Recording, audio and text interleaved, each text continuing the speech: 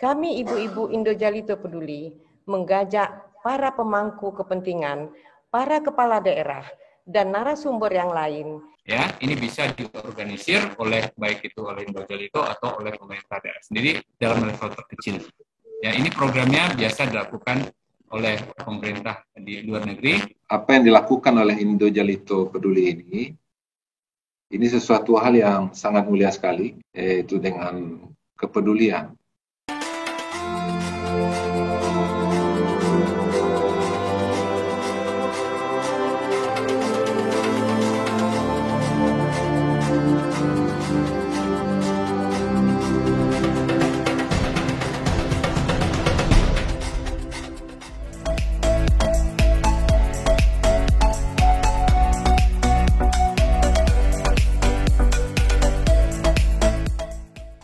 Masih dalam rangka kemerdekaan Republik Indonesia yang ke-76, yaitu Indonesia Tangguh, Indonesia Tumbuh.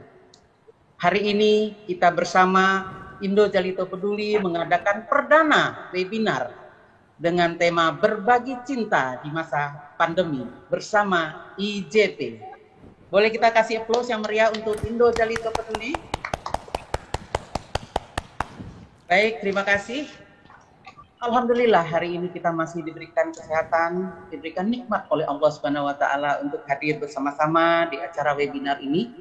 Bapak Ibu yang kami hormati, berikutnya kita dengarkan sekapur sirih dari Ketua Umum Indo Jalito Peduli. Kepada yang kami banggakan dan kami sayangi, Ibu Asri Asgani, kami persilahkan. Assalamualaikum warahmatullahi wabarakatuh.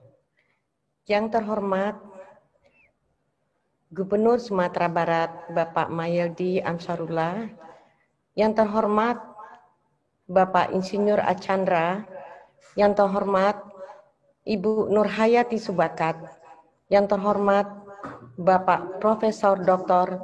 Fasdi Jalal, serta Bapak-Bapak Kepala Daerah dan Ibu-Ibu IJP yang saya banggakan. Pada siang hari ini saya, Astri Asgani, selaku Ketua Indo Jalito Peduli, ingin mengucapkan terima kasih yang tidak terhingga atas kesediaan Bapak-Bapak dan Ibu-Ibu untuk hadir dalam acara talk show melalui webinar ini. Pada masa pandemi ini, di mana semua kita menghadapi masalah, baik masalah kesehatan, sosial, maupun masalah ekonomi yang menyebabkan keprihatinan kita bersama selaku masyarakat Indonesia.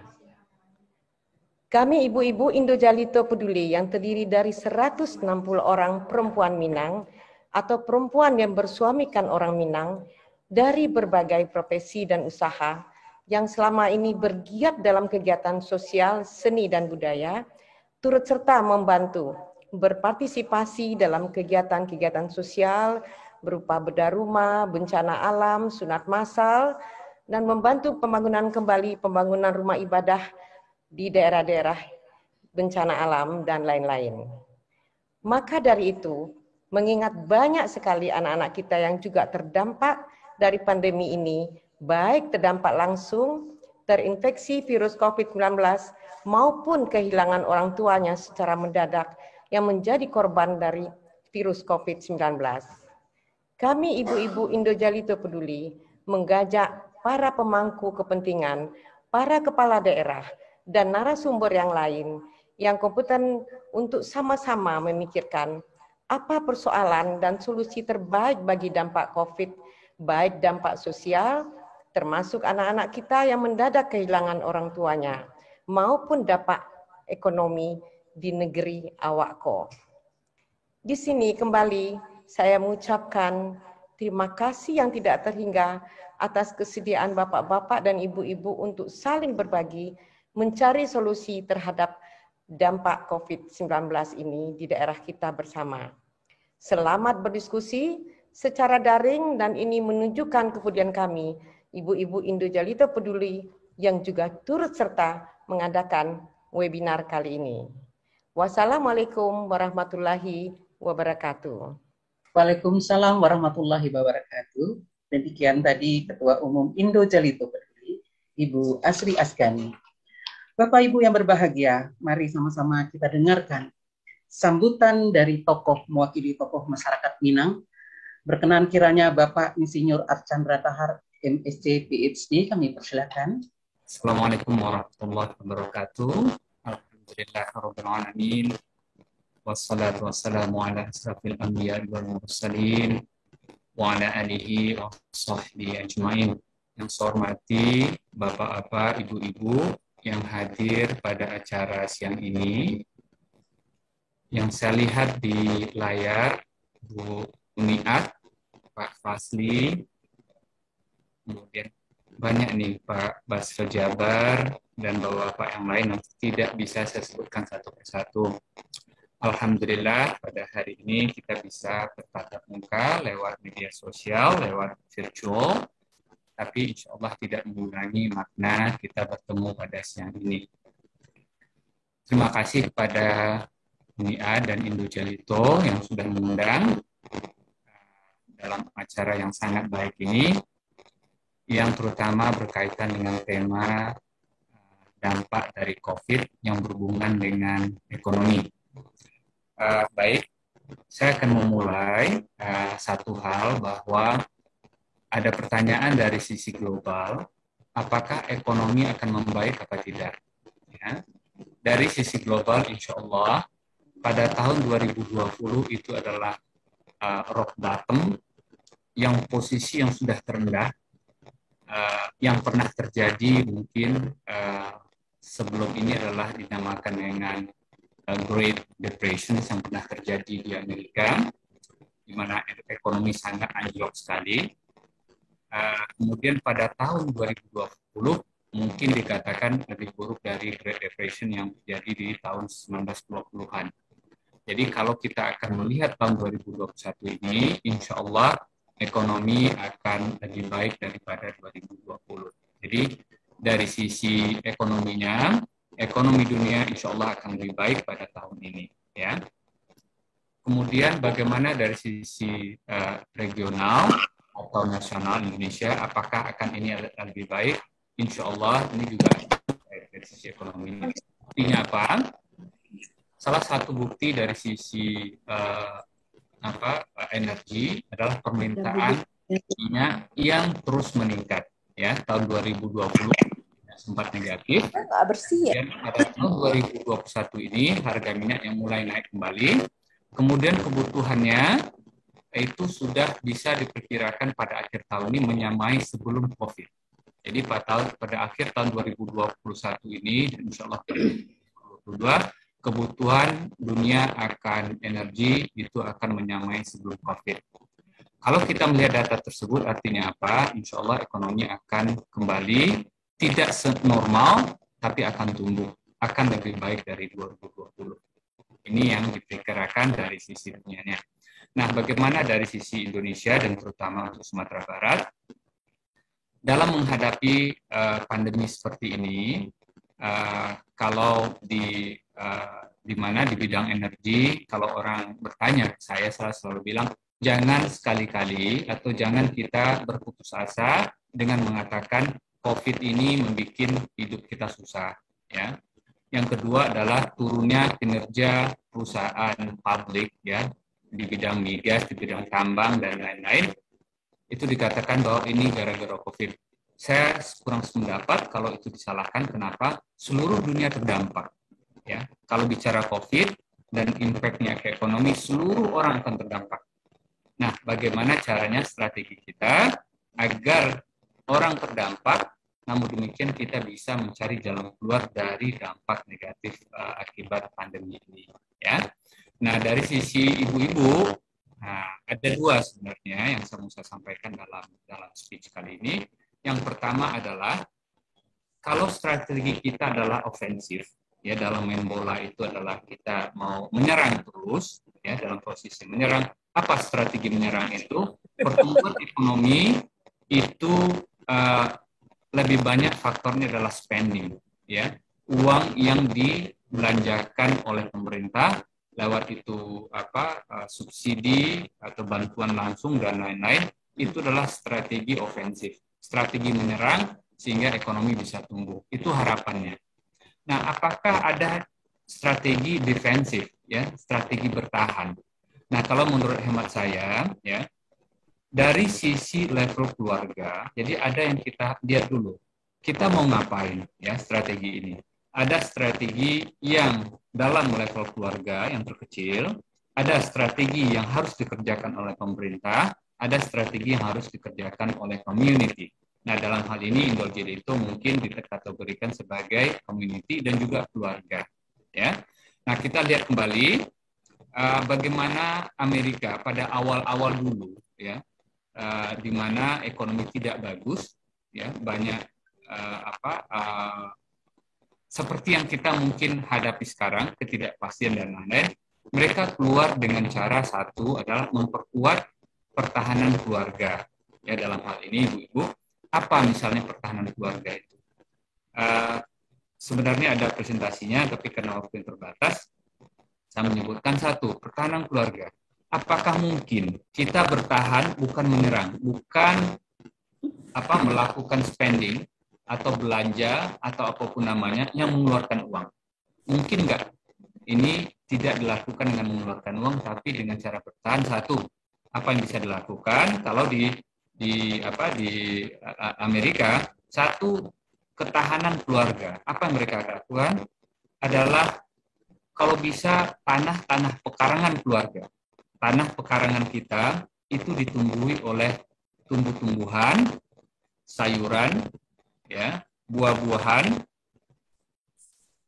apapun jenis makanan yang kita butuhkan untuk kebutuhan sehari-hari. Jadi kalau ada rumah-rumah pekarangan di kampung-kampung yang tanahnya masih kosong, maka jadikanlah tanah itu sebagai lahan untuk berkebun untuk memenuhi kebutuhan kita sendiri. Jadi bukan untuk berjualan. Inilah strategi bertahan yang pertama. Ya, kalau kita mampu menanam sayuran dan menanam buah-buahan dan mencukupi kebutuhan kita, paling tidak kebutuhan akan buah dan sayuran itu bisa kita pilih sendiri. Strategi bertahan yang kedua adalah dalam hal kalau bisa kita membuat atau memelihara ternak. Ya, ini juga strategi di Amerika dulunya, di awal-awal dulu, memelihara ternak yang kecil-kecil, ayam, bebek, yang bisa menjadi petelur atau daging. Inilah pertahanan keluarga. Jadi kebutuhan protein keluarga dipenuhi dengan tidak memperbelanja. Ya. Yang ketiga apa yang bisa dilakukan? Ya. Yang ketiga adalah membuat pupuk sendiri. Ya. Jadi waktu-waktu PPKM ini, kalau nanti misalnya ada lagi PPKM, maka manfaatkan waktu kita untuk bertahan keluarga. Yang ketiga itu adalah dengan membuat pupuk sendiri, pupuk kandang, ya, pupuk yang berasal dari sampah dan pupuk-pupuk lainnya. Di mana cara-cara membuat pupuk ini bisa kita lihat di YouTube. Ya, ini strategi bertahan yang ketiga. Strategi bertahan yang keempat adalah kalau yang punya lahan luas, agak luas sedikit, ya, kalau bisa berternak yang dinamakan dengan livestock. Livestock itu seperti kambing, ya. Kalau ada sapi-sapi, bisa memelihara 1, 2, 3 sesuai dengan kebutuhan kita. Ya. Karena apa? Kalau kita bertahan, kita tidak bisa keluar, maka dengan memelihara livestock ini, ya, kita bisa memenuhi insya Allah kebutuhan. Kalau tidak dari sisi susu dan lain-lain itu tidak bisa dapatkan dari livestock. Ini strategi keempat. Strategi kelima adalah ini yang mungkin bisa dilakukan dari sisi energi. Mungkin nggak kita memenuhi kebutuhan energi kita sendiri. Coba misalnya dalam sebuah community kita tahu bahwa dulu di Sumatera Barat banyak sekali kincir-kincir air yang digunakan untuk menumbuk padi. Itu bisa kita konversikan menjadi sumber energi listrik. Ya, dulu kita punya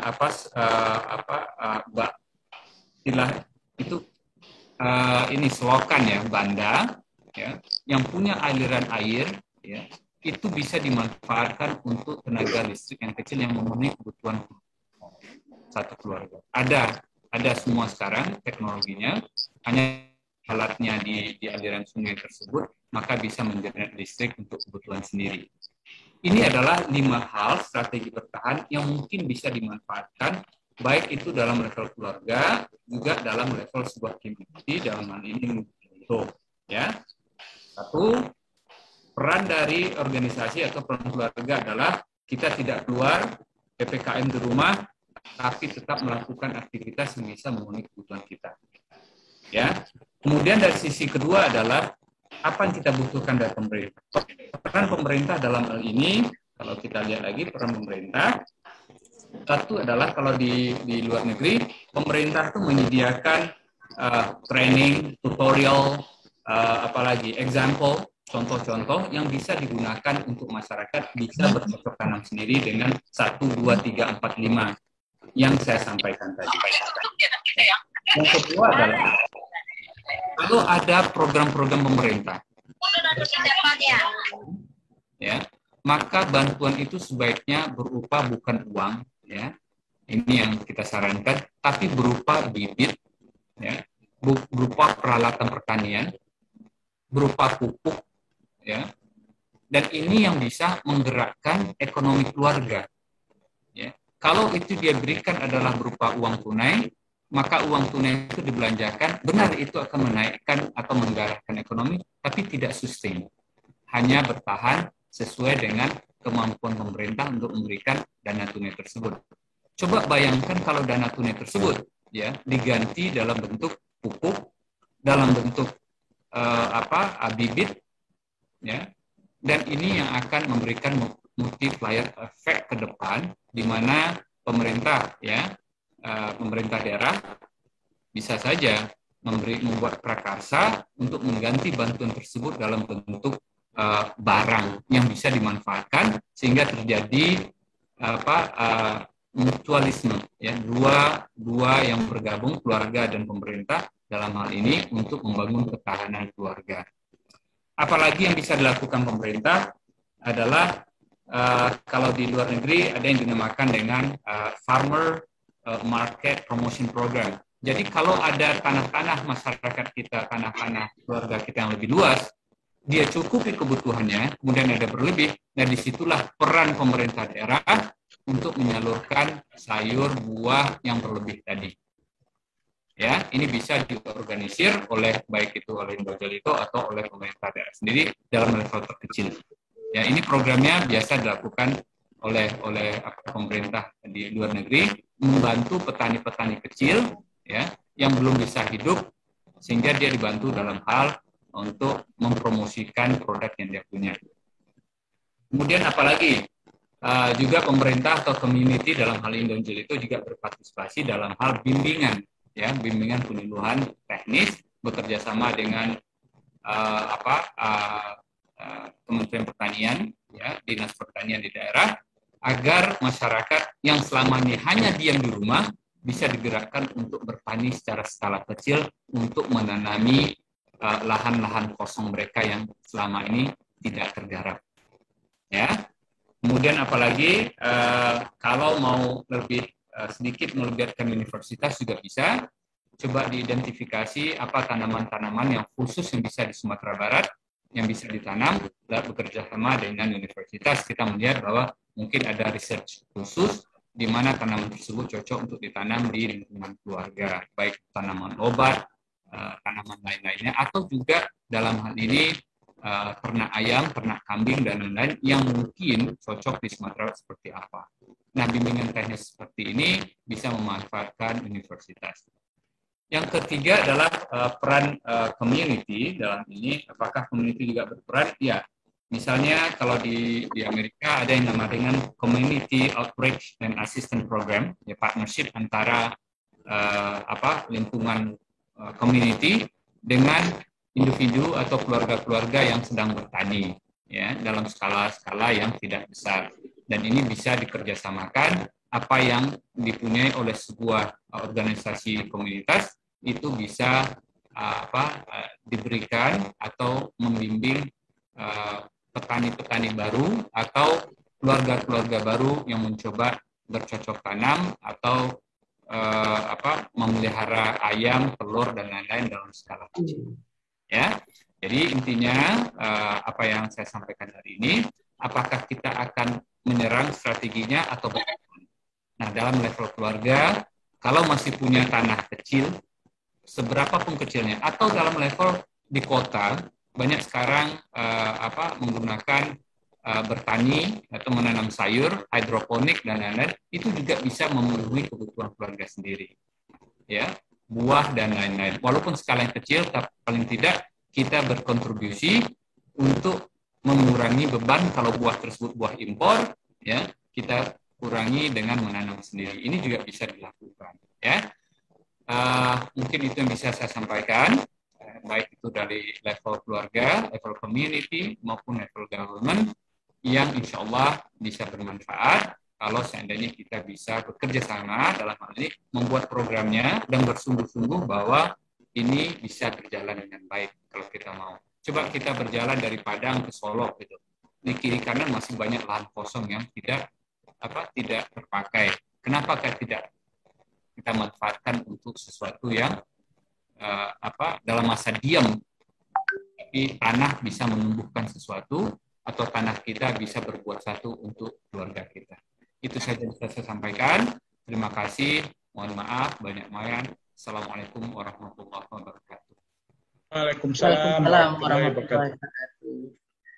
Terima kasih sekali untuk Bapak Archandra Tahar, luar biasa pemaparannya. Sekali lagi ucapan terima kasih yang tak terhingga khusus dari Ibu-Ibu Indojalito Peduli. Bapak Archandra asal dari Pariaman, luar biasa. Baik, Bapak Ibu yang berbahagia, akhirnya kita dengarkan keynote speaker dari Gubernur Sumatera Barat. Berkenan kepada Bapak Haji Mahyeldi Ansarullah SP, kami persilakan. Assalamualaikum warahmatullahi wabarakatuh. Waalaikumsalam warahmatullahi wabarakatuh. Alhamdulillah, bismillahirrahmanirrahim, wa asyhadu anna Muhammadar Rasulullah sallallahu alaihi wasallam. Yang sama-sama kita hormati Ibu Ketua Indojalito beserta dengan seluruh pengurus Indojalito yang tergabung dalam Zoom meeting ini. Selanjutnya yang kita hormati para tokoh-tokoh kita yang hadir, yang akan berbagi dengan kita dalam kegiatan kita pada hari ini.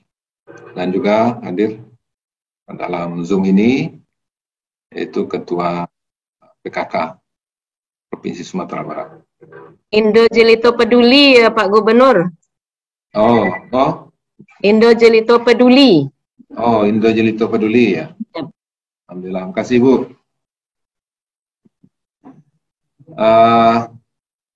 Pertama, punya syukur sama kita berikan kepada Allah SWT atas limpahan rahmat dan karunia-Nya, sehingga pada siang hari ini kita bisa bertemu dan bisa bertatap wajah walaupun tidak bersalaman pada kesempatan ini.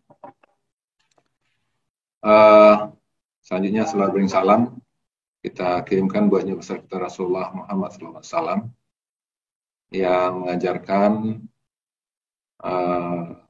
banyak hal kepada kita, di antara kepedulian seperti yang dicontohkan oleh Indojalito Peduli. Ya, para ibu-ibu yang ada di perantauan dan kemudian peduli untuk kampung halaman.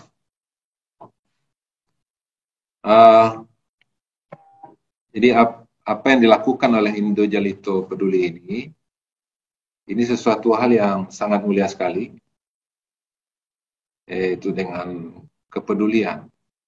Peduli itu adalah salah satu perilaku dan sikap yang dicontohkan oleh Rasulullah Muhammad SAW kepada kita.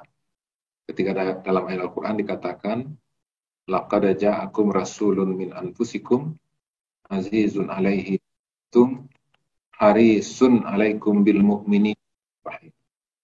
Sesungguhnya telah datang seorang rasul dari kalangan kamu sendiri yang terasa berat olehnya akan penderitaan-penderitaanmu, dan begitu harap akan keimananmu.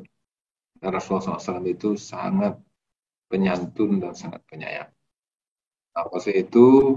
Indo Jalito Peduli, ya. Inilah salah satu yang diimplementasikan oleh Indo Jalito. Jadi insya Allah, mudah-mudahan dengan kepedulian Indo Jalito ini dan semangat peduli yang ada di antara para anggota-anggotanya akan mendekatkan kita kepada apa yang dicontohkan oleh Rasulullah Muhammad SAW tersebut. Ibu, Bapak, hadirin yang kami hormati, Sumatera Barat sangat merasakan akan perhatian daripada Indo Jalito Peduli tentunya. Dan sepengetahuan kami ketika kami masih di DPRD Provinsi Sumatera Barat dulu, dan kemudian juga ketika kami menjadi wakil wali kota dan wali kota Padang, dan sekarang kepedulian Indo Jalito itu tak bertahan. Inilah yang suatu yang luar biasa. Kepeduliannya sendiri adalah merupakan suatu yang luar biasa, ditambah bertahannya dan berkelanjutannya kepedulian yang ditunjukkan oleh Indo Jalito tersebut. Dan memang bagi Sumatera Barat, keberadaan perantau itu adalah menjadi suatu potensi yang luar biasa.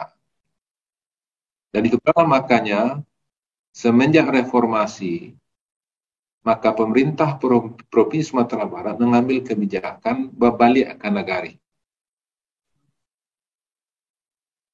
Kembali ke nagari. Artinya apa? Artinya adalah bagaimana potensi-potensi nagari itu bisa dikapitalisasi. Kita mengetahui, menyadari bahwasanya kelebihan daripada perantau-perantau Minang itu, walaupun sudah berpuluh-puluh tahun yang merantau, ataupun juga sudah berketurunan di rantau, akan tetapi ikatan ke kampung halaman ini suatu yang tidak bisa dihilangkan. Ya. Inilah kelebihan perantau daripada Minangkabau. Itu makanya dengan kembali ke nagari, maka di sana potensi anak nagari baik yang ada di kampung halaman, di ranah, ataupun juga di rantau, itu tetap menyatu. Bahkan tidak jarang, ya, organisasi perantau, organisasi yang ada di rantau, itu juga dikelompokkan, diorganisir melalui nagari. Dan biasanya, kelompok ataupun juga organisasi nagari itu jauh lebih ramai hadirnya, jauh lebih lengkap daripada unsur-unsur masyarakat yang hadir ketika di dalam pertemuan-pertemuan. Ya, dan ini kita saksikan ketika ada pertemuan mungkin tingkat provinsi misalnya, itu yang banyak yang hadir cuma hanya pejabat-pejabat saja, ya, atau tingkat kabupaten kota misalnya juga begitu. Nah, akan tapi berbeda ketika tingkat nagari, maka seluruh perangkat-perangkat, seluruh masyarakat yang berasal nagari, satu nagari, maka mereka hadir dalam seluruh lapisan dan latar belakang berbeda-beda. Nah, ini menunjukkan kepada kita bahwasanya kekuatan nagari itu adalah bukan suatu kekuatan potensi yang luar biasa. Luar biasa. Nah, maka dalam hal ini, ya, dengan kehadiran Indo Jalito ini, Indo Jalito Peduli ini, ya, tentu ini akan memperkuat hubungan antara ranah dengan rantau, ya, hubungan antara masyarakat kampung dengan yang ada di perantauan. Dan sehingga perhatian daripada rantau itu tentu akan memberikan hal yang positif untuk nagari. Nah, apalagi pada masa COVID-19 ini, pada masa pandemi COVID-19 ini. Justru keberadaan dan kekuatan hubungan antara rantau dengan ranah dan kampung halaman itu adalah sesuatu hal yang mesti diperkuat dan diperkokoh untuk ke depan. Ya, karena memang untuk penyelesaian permasalahan COVID ini, maka sinergi daripada seluruh potensi antara pemerintah dengan masyarakat, dan kemudian antara unsur-unsur pemerintah yang ada di rantau sendiri ataupun juga di pemerintahan sendiri, dan kemudian juga untuk dengan masyarakat harus menyatu. Jadi seluruh komponen-komponen harus menyatu. Nah, maksud itu dengan adanya Indo Jelito Peduli ini tentu menjadi bagian yang akan menjadi semangat kita, yang akan memotivasi kita semua dalam rangka untuk menangani permasalahan-permasalahan yang ada, dan terutama sekali saat sekarang ini yang memang dibutuhkan soliditas. Nah, maksud itu mudah-mudahan dengan pertemuan dilakukan oleh Indo Jelito Peduli hari ini akan memperkuat potensi-potensi yang ada di rantau dengan yang ada di ranah, dan akan memperkuat potensi yang ada di rantau sendiri, dan juga akan memperkuat potensi yang ada di kampung halaman, di ranah. Nah, sebagai contoh misalnya, ya, sekarang ini kita di beberapa nagari itu justru menghadirkan potensi-potensi itu, seperti yang kita lakukan di salah satu nagari di Kabupaten Solok, itu nagari Sanyang Baka, yaitu antara ranah dengan rantau, masyarakat nagari yang ada di kampung halaman yang ada di perantauan itu saling bahu-membahu dalam rangka untuk mengelola potensi wakaf, sehingga mereka membuat yaitu Yayasan Wakaf Sanyang Baka. Ya, dan kemudian dana wakaf itu dikelola oleh para nazir-nazir yang kompeten, dan kemudian itu keuntungannya digunakan untuk nagari, dan kemudian digunakan untuk baik untuk pendidikan, kemudian struktur, ataupun juga kepentingan-kepentingan yang lain. Jadi maksud itu mudah-mudahan melalui semangat yang dikembangkan oleh Indo Jelito Peduli ini, maka menumbuhkan kepedulian-kepedulian di setiap nagari-nagari di Sumatera Barat, sehingga nanti akan mensinergikan potensi ranah kampung dengan rantau. Sekali lagi, terima kasih atas silaturahim pertemuan yang kita adakan pada hari ini. Mudah-mudahan semangat yang ada dari Indo Jelito Peduli akan menyemangati seluruh pihak di Sumatera Barat ataupun juga di perantauan di masa-masa mendatang. Selamat dan sukses untuk Indo Jelito Peduli. Demikian, mohon maaf. Terima kasih. Assalamualaikum warahmatullahi wabarakatuh.